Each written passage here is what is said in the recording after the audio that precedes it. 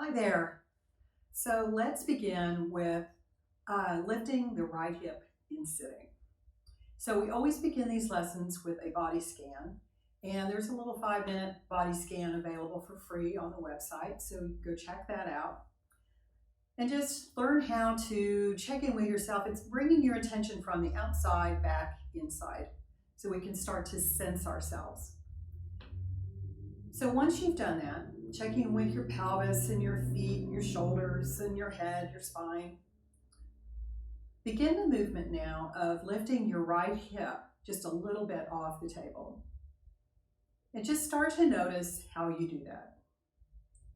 What are the muscles that are working to allow you to do this movement?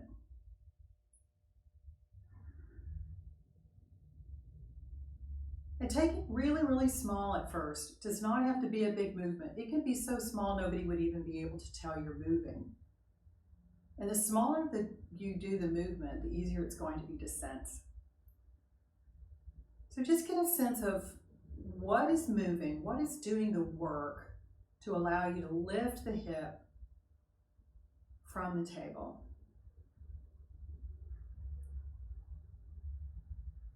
And then start to notice what actually may be doing work that doesn't need to.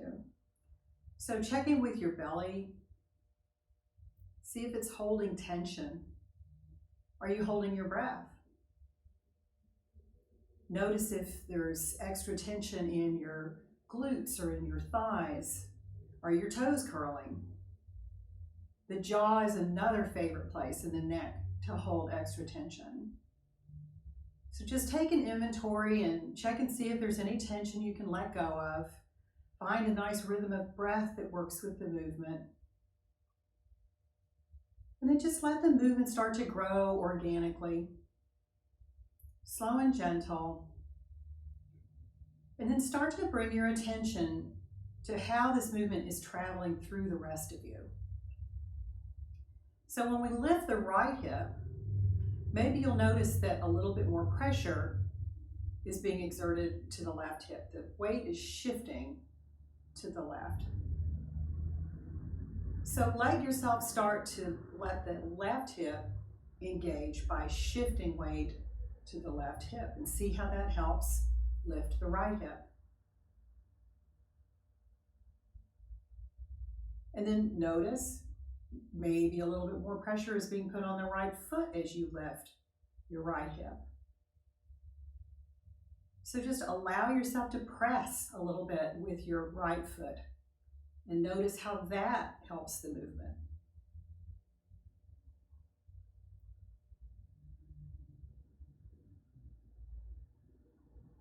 And then notice what your shoulders are doing. Are your shoulders following? Just going off to the left too? And see if you can keep your shoulders over your pelvis. So what happens is we've got a little bit of a bend in our spine, and just allow that spine to bend. In fact, that's the whole point of this lesson, is to bring that foundational movement of side bending to the spine. And you can even let your shoulders tilt a little bit to the right. Let your head tilt a little bit to the right. And just start to notice how all these parts of you are helping lift your right hip. And then pause. Rest for just a moment. The brain needs this time to integrate what it's learned so it doesn't get overwhelmed. And after you've rested for just a moment, begin the movement of lifting the left hip.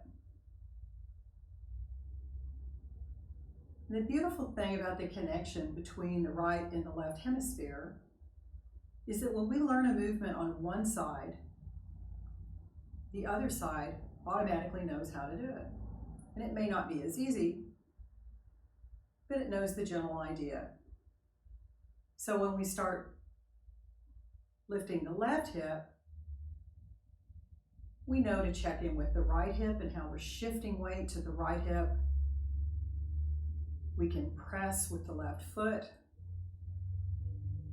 We keep our shoulders over our pelvis and let them tilt a little bit in this little bit of a side bend to the left. And we let our head tilt a little bit to the left too.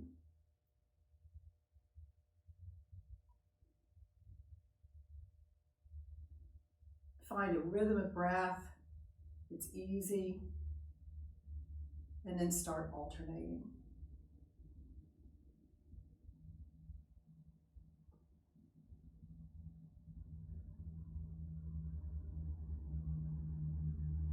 Just side bending back and forth. Do that for a little while, and then pause and rest. Do another quick body scan to notice if there's any differences, and then go on to the next lesson.